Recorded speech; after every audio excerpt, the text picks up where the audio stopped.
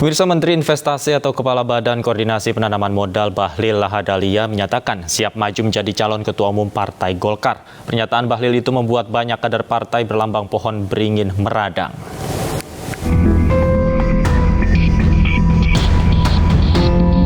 Dinamika politik di internal Partai Golkar sedang menghangat. Hal ini tak lepas dari adanya desakan musyawarah nasional luar biasa dari sejumlah tokoh senior partai untuk mengganti posisi Ketua Umum DPP Partai Golkar, Airlangga Hartarto. Isu itu semakin menguat setelah pernyataan Menteri Investasi atau Kepala Badan Koordinasi Penanaman Modal BPKM, Bahlil Lahadalia, yang menyebut kekecewaan kader terkait turun drastisnya elektabilitas Golkar dibandingkan pemilu sebelumnya.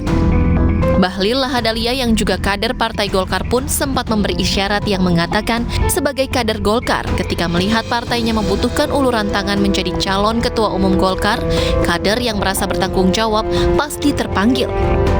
Tapi lewat mekanisme yang jelas sesuai organisasi. Wakil Ketua Umum Golkar Nurdin Halid menyebut Bahlil bisa ikut pencalonan Ketua Umum Golkar pada Munaslup Partai Desember 2024 mendatang. Sementara itu, senada dengan Bahlil, Ketua Bidang Organisasi DPD Partai Golkar Papua, Max Richard Krey, menilai masalah elektabilitas Golkar perlu ditangani serius. Pernyataan adinda saya Bahlil itu normatif saja, tidak ada hal yang mengkhawatirkan. Sudah mengatakan bersedia menjadi Ketua Umum Partai Golkar, itu biasa saja, itu pernyataan yang normatif, dan apalagi mengatakan bahwa dia bersedia maju menjadi Ketua Umum tapi dengan melalui mekanisme organisasi. Nah, mekanisme organisasi itu ada siklus 5 tahunan daripada prosesi kepemimpinan Partai Golkar. Nah, silakan nanti Pak Bahlil maju ketika Munas Golkar. Munas Golkar itu bulan Desember tahun 2024, bukan sekarang. Itu yang sesuai dengan mekanisme organisasi. Terkecuali ada pelanggaran organisasi yang serius dilakukan oleh Ketua Umum atau oleh DPP. Itu ada 2 syarat. Yang pertama adalah DPP sendiri yang meminta dilakukan munaslup. Yang kedua adalah 2/3 daripada 1. Sebagai kader, sebenarnya jujur-jujur saja, kader seluruh daerah, baik dari Sumatera sampai dengan Papua, hari ini baik DPD 1-nya, DPD 2-nya, mereka hanya takut ngomong aja bahwa kita Partai Golkar ini sampai dengan hari ini elektabilitas kita ya seperti yang disampaikan. Kemudian ya karena kalau ketika mereka ngomong bahwa yang terjadi ya ini kan kita bicara tentang persiapan untuk pemilu 2024. Jangan sampai tiba-tiba mereka bicara tentang elektabilitas lalu kondisi Partai Golkar lalu mereka dicoret dari daftar calon legislatif. Ini yang membuat Sebelumnya, Bahlil Lahadalia melontarkan pernyataan soal elektabilitas Golkar yang disebut memasuki fase kuning atau kondisi genting. Bahlil pun menyinggung survei kepercayaan terhadap Golkar yang menurun jelang pemilu 2024. Pemirsa, musisi Anang Hermansyah menciptakan lagu untuk bakal calon Presiden Ganjar Pranowo. Lagu itu disebut terinspirasi oleh sikap politik Ganjar yang tegas dan cocok untuk memimpin Indonesia di masa depan. Musisi Anang Hermansyah menciptakan lagu untuk bakal calon Presiden Ganjar Pranowo. Anang menciptakan lagu ini karena terinspirasi dari baju relawan yang baru saja dikenalkan Ganjar Pranowo, hitam putih.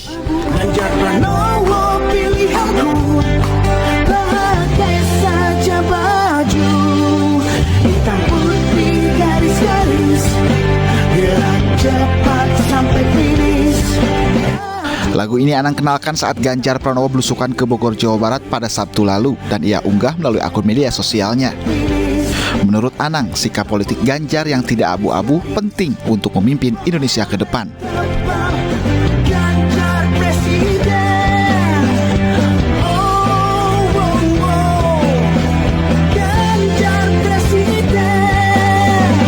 Anang juga menilai Ganjar merupakan sosok yang memahami para pelaku seni, termasuk kalangan musisi. Pemirsa, dalam rangkaian safari politiknya di Kabupaten Bogor, Jawa Barat, baca pres PDI Perjuangan yang didukung Partai Perindo Ganjar Pranowo berkesempatan bertemu dengan tokoh agama dan tokoh masyarakat di rumah mantan Bupati Bogor, Rahmat Yassin. Dalam pertemuan ini, sejumlah tokoh mendorong nama Sandiaga Uno sebagai cawapres pendampingnya di Pilpres 2024 mendatang.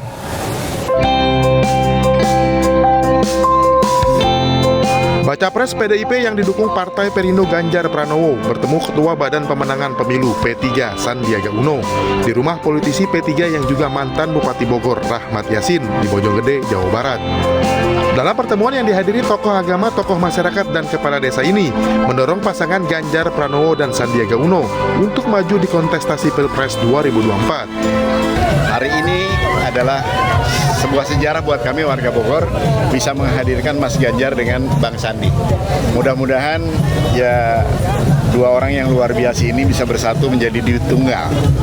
Sepertinya negarawannya Bung Karno dan tokoh ekonominya Bung Hatta. Kita punya chemistry yang baik dan dalam minggu ini aja sudah hampir 3 kali bertemu, jadi hubungan kami memang baik, tapi keputusan capres-cawapres itu adalah di pimpinan partai politik.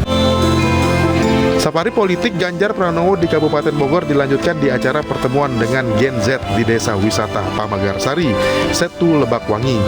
Ganjar yang ditemani sejumlah artis ternama seperti Yonglex, Once Mekel, dan Torik Halilintar mengajak kepada seluruh generasi Z untuk terus berkreasi dan berinovasi dalam menciptakan karya-karyanya agar bermanfaat bagi masyarakat.